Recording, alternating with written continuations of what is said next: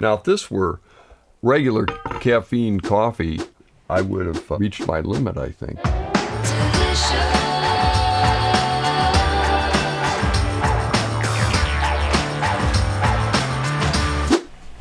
Well, we have a very dark roasted coffee here. Yeah, we do. With a bittersweet character of the roast. It's very prominent. It is sweet as well as bitter, so I'll give it that. It's not too scorchy to me. Not too scorchy, right. I've heard a number of roasters tell me that they roast their coffees darker when they're decaffeinated. If they have a Guatemalan coffee, their decaf version of it will be darker roasted. Not necessarily as dark as this. This is pretty dark. Anybody who out there is a home roaster knows that decaffeinated coffees start out brown. They look roasted before you roast them. Yeah.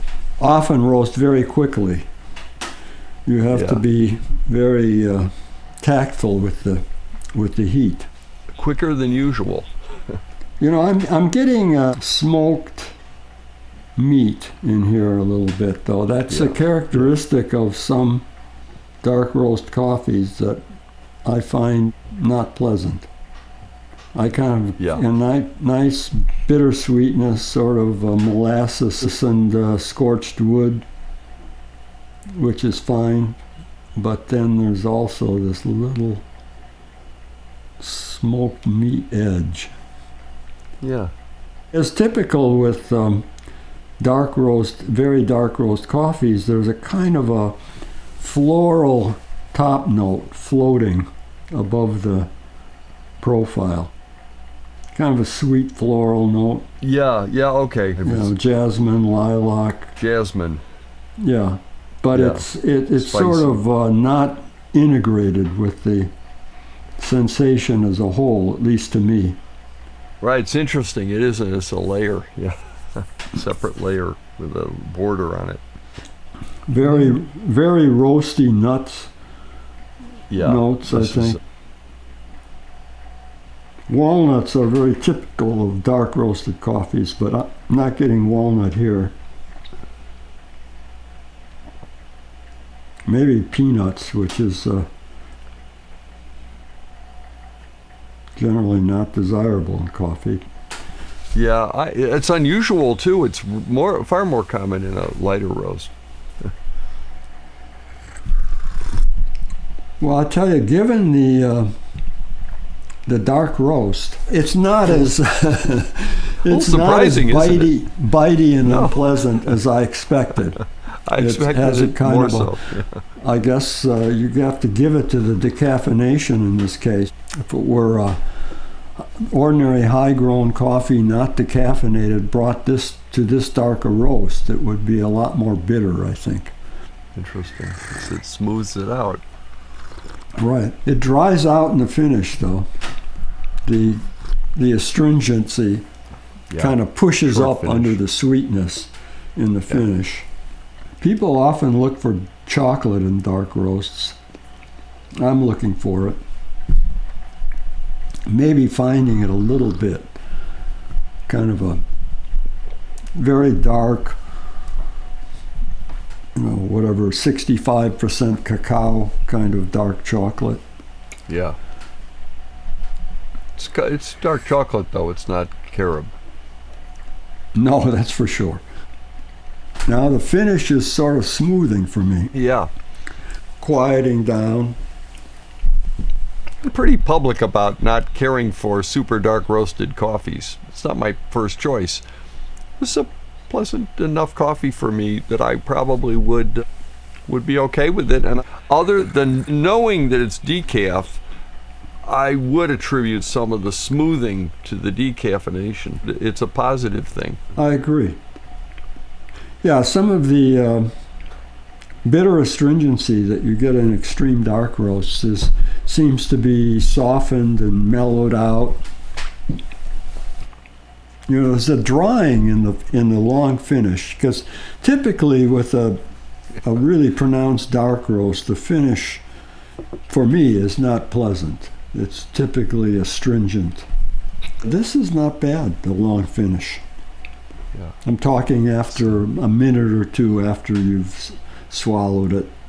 There's a little bit of that chocolate there with the charry wood. And I think the charred wood retains a certain aromatic element. Mm-hmm. It's not scorched old board, sort of scorched cedar. I'm getting some other things that may be more pleasant. I'm looking for raisin or something like that, some dried fruit, but I'm not really getting it. I am getting that chocolate, that very dark chocolate. Yeah. Sometimes at Coffee Review we say richly charred cedar. Richly charred cedar. Well, that's Yeah, right. that As adds a nice opposed to this adjective. kind of this sort of charred wood that is so bitey that you can't tolerate it. This is a richly charred, fairly richly charred. the note of house fire. Yeah. Well, is this some notorious roasters decaf? Starbucks, Yeah, Pete's? No, this is a notorious small batch roaster. This is Craven's Coffee. I don't know if the audience is familiar with Craven. Craven is in Spokane, Washington. Bing Crosby's hometown. And by the way, one of the reasons I sought it out was because this is mountain water process. Oh, I see. Mm-hmm. So again, for the audience, Mountain Water is a brand name or a water-only decaf. And Mountain Water, which is located in Mexico, Yeah. they do a good job. As does Swiss water. It's almost irrelevant with a coffee roasted this dark that's been decaffeinated to ask what the origin of the bean is. Let me see if I can might as find well. out. Doesn't matter, Kevin. I mean, it probably high-grown coffees because it stood up the double whammy of decaffeination and dark roasting, and it still retains some character. It must be a pretty tough coffee. If anyone's curious, it's called Dexter's Decaf. I don't know who Dexter is. It's a Mexican natural. I did find my note. I was overlooking it. Well, that's interesting. So it's been dried into whole fruit. Probably is a fairly high-grown coffee from Chiapas. Again, the coffee had good character, I think, to carry through the roast and the decaffeination both. I've been impressed at Coffee Review with some of the mountain water decafs that we've tested. It's a good company, does a good job, as does Swiss Water. They're both very attuned to their buyers, their constituencies, and trying very hard to maintain and improve quality. Please like and subscribe if you want to see more shows like this.